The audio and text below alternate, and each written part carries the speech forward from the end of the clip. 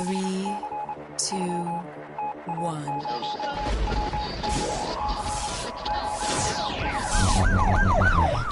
We'd like to welcome you to another edition of Grok Talk, brought to you by New Hampshire's leading conservative blog site, granitegrok.com. We are your feared, extremist, right-wing, hard-charging, gun-toting, opinionated, outspoken, rabble-rousing, letter-writing, radio microphone stomping conservatives and rational libertarians. So get ready for more news and opinion you could only get from granitegrok.com. Grok Talk. We are going to have to redo the technology because it is getting a little bulky. All right, Grok Talk, segment 2. Welcome back to the program. We have former House Speaker Bill O'Brien at the end of the table. Of course, Mr. Murphy has come off Sabbatical Island to spend the day with us. Mike Rogers is on the phone. My name is Steve McDonald. We are brought to you by granitegrok.com and the Coalition of New Hampshire Taxpayers. Don't forget to check us out on Spreaker, TuneIn, iTunes, Stitcher, iHeartRadio, and of course at granitegrok.com. We are also on Facebook and Twitter, and we would like you to like us and follow us. Just look for Granite Grok. You stream as well? Yeah. And 2,500 YouTubes on the Granite Grok YouTube channel. Two quick notes about the show. I think Ed forgot he was coming in today, just to clear that up because he's not here. And we wanted to know that we added a duck. Okay. We added a duck to the show. This is David. I was looking at the duck over there. It's actually the AFP duck I got at the Liberty Forum, but we figured that he doesn't have a trademark on him yet, but we're working on that. So this is David the duck, okay, and then we have Ed Larkin the flasher. So, anyway, let's go on with the more important things. I wanted to add on to what Bill was talking about and what Mike brought up. We've already seen this experiment in Britain under the Labour government where they decided they needed a new population. So they opened themselves up to lots of migration. And look at what the mess that they're in now with their Muslim population, that basically you said, now that we're here, a lot of them, especially the leadership, are living on the dole, and they are advocating for the overthrow of the British government. Now we're starting to see this here, starting somewhat under George Bush, where he capitulated to the amnesty of 3 million illegal aliens. And then with George Bush II, and certainly now with Obama, we're seeing the transformation because that illegal number is not 11 or 12 million, but more like 30 million. And they just want to open it up. They want a new people because they have found that we stiff-necked Americans don't want to submit to what they are, to what they want. And you see them attacking the foundations of traditional Americanism, and especially now Christianity and the conscience of thought, which was enshrined in the Constitution. Well, we've seen what Obama's thought about that. So they are trying that example here. And the problem will be it will turn out as badly as it is turning out to be in Britain or in Germany, where they've also opened it up. And now Italy's having the problem with the migrants coming over there. They're not assimilating. France. They don't understand the basic philosophy. And our educational system for native-born Americans is no longer teaching it. So we're screwed.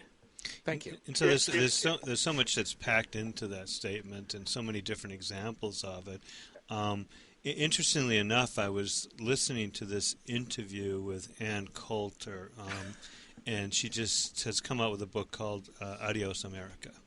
And she reaches back, I think as some of us have understood, to a 1965 change in the U.S. immigration laws. There was a bill that was passed and was actually sponsored by the esteemed Senator Edward Kennedy, The swimmer. and so the plan, and this isn't like conspiracy stuff. You know, there've subsequently been many quotes that indicated that the plan was to change the population of the country so that it would be much more amenable to the Democrat Party, to the liberals, and that means get a lot of immigrants into the country and get them not from the sources where we had immigration come before, which was primarily Europe, but to go to second and third world countries, and also to get a different type of immigrant in. 30% of the immigrants coming into this country, even legally, as you pointed out, don't have a high school education.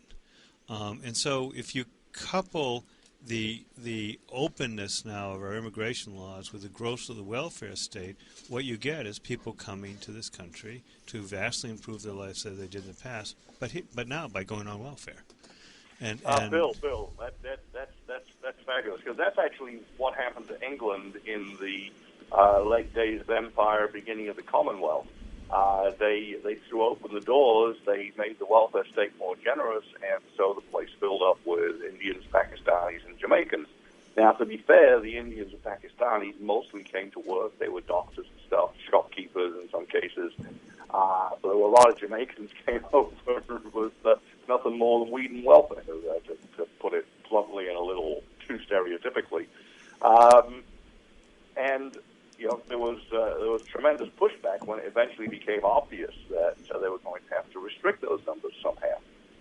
Yeah, and so you even see it in Barack Obama's family of illegal immigrants.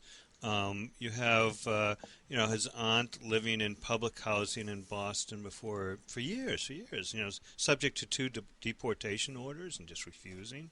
You have his uncle living in Framingham and going through multiple criminal cases and all. It's just it's a type of immigrant that in the past would have been refused entry and would have been set back if they conducted themselves in the way that immigrants now do.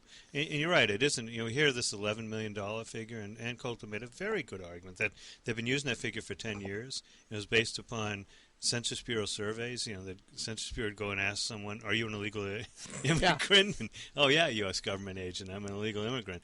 Curiously enough, some did answer They must honestly, have, but and that's a where they lot came. like asking somebody, "Is that stolen property?" Yeah, right. No. Yeah, and so the figure is somewhere between 30 and 50 million, and it's just like voter ID when we argue that in the New Hampshire House or in any legislature or in Congress. The arguments that are given are not the arguments that are meaningful to the Democrats. They want all of these undocumented new voters to be left in the country where they will vote for Democrats. They'll vote for the welfare state. They'll vote for a big state because that's why they're here. One of the things that I have written about and have been saying is that, since illegal immigration hasn't gone the way that Obama has wanted legislatively, he's been doing this by executive fiat. And now with his different programs, it's basically, as we saw this week, the IRS basically said, yes, illegal aliens will be able to get tax refunds even though they never filed, but through the EITC, which was, there's money going to them that way. If they are issued the driver's licenses as Obama has wanted, well, that's one of the primary documentations to see if you are a legal voter or not. That doesn't say whether you are a citizen or not. And I've been decrying the motion that this country's been going to. It's like, what's left of being an American citizen? Right. These illegal aliens are going to get paying almost taxes. all. Well, no, they're going to be getting money from our taxes. They're going to get American full citizen. Being American citizens, you pay for everybody else. Well, that's what it comes down to, and it goes back to the Alinsky philosophy of using power or obtaining power to take from the haves to give to the have-nots. And if nothing else, the federal government is best at cutting checks. And that's exactly what Obama and a lot of the left wants to do. They want to take from those that have. They see the Americans as being, and I'll be blunt, I think most of the socialist Democrats in the United States see most of us regular Americans as being oppressors just because of who we are.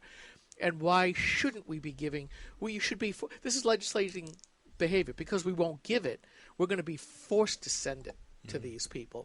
And you know what one of the distinguishing features of a socialist economy is, Skip? It's that the real economy goes underground. If the people are being taxed beyond their ability to bear it, they will find ways to earn money that are not taxed. And eventually, the taxable economy will shrink to the point where the government is in severe distress, like in Greece, or where the currency is cheaper than the toilet paper, like Venezuela. Well, frankly, there's less toilet paper than there is money down there. But Mike, one of the things that concerns me is that we begin to talk about these issues in terms entirely of cause and effect. So let me give an example. I was listening to a discussion of whether or not it's possible to have a 90% income tax rate, or if you can truly not exceed, the discussion was 75%. And never was there, so that, can it be done, what's the cause, what's the effect, rather than an understanding that of two things. One is, if you have a government that's taking that much money, it's really an oppressive government, one. And then two, the natural rights understanding that that's somebody else's money. That's not the government's money. But that's not all of our money. How could we... Absolutely, you can have that right. We had those rights until John F. Kennedy came along, for God's sake. Yeah, but no one ever said, and there were good conservatives conducting this discussion I was listening to, and no one ever said, what gives the government the right to ever assume that they can confiscate property that way? And the only concern is, have we suppressed economic initiative to the point that we won't be able to get more in the future? And that's the proper, the founding fathers' question would have been, what gives you the right? Well, the problem is that with progressivism, incremental socialism, they talk often that we are a very wealthy nation. You hear it here in New Hampshire. We are a wealthy state. No, we're not a wealthy state, and we're not a wealthy nation. We have individuals who have wealth, but they don't see it that way because they only see the collective, and they believe that they have the ability. And I think a lot of Republicans, the rhinos that have gone over to this, we know better than you, as we were talking about earlier, and as you pointed out, it's our wealth. And so it's built into that statement that you didn't build this. Yes. You know what? I'm trying to put together a little business here, and I don't find any number telephone number I can call and say, I need you to build a business for me, government. I really want... Oh, that's not true. I had some wood delivered because we're going to have another cold winter. Okay. And the guy who drops the wood for me has been doing it for several years. He and his wife want to open up a new business. So they went out and got an FDA grant for $10,000, and they're going to do a tunnel truck garden. And the money for this tunnel, the special environment and enclosure, is coming strictly from the government. So that's where he's getting his seed money. Is it a grant or a loan? Or? It's a grant, complete grant. That's it. That's how he's starting his company. Unbelievable. Yeah, I kid you not. And I'm sitting there going, and I like the guy. He's a hard-working kind of guy. You can't fault people on an individual level right. for taking free. But if the government gives the money away and it's going to help you start your business, it's almost a case you'd be stupid not to take it. You'd have to have very, very strong principles to say, no, this is wrong on all levels. I want the program shut down. Yeah, but we've got $5 trillion in debt now. But of federal debt, bonded debt, but it doesn't take into consideration all the unfunded liability, Social Security obligations, pension obligations, all of which exist and legal enforceable, at least the pension is, and add up to, choose your figure, 40 or 50 trillion dollars that the federal government has to come up with over the next 20, 30 years. It's like Glenn Reynolds over at Instapundit keeps saying, I'll believe that it's a crisis when everybody in leadership acts like it's a crisis. All right, we're going to take a 60-second break. Stay tuned. We'll be right back. This is the Coalition of New Hampshire Taxpayers. We're located at 8 North Main in Concord, New Hampshire. This is the repository for all things conservative and municipal. So if you have a problem in your town, your school, your budget committee, the right to know law, and now, at the top of our list is voter fraud. You have a tip for us, some information for us, you want to join or help us out, cnht.org.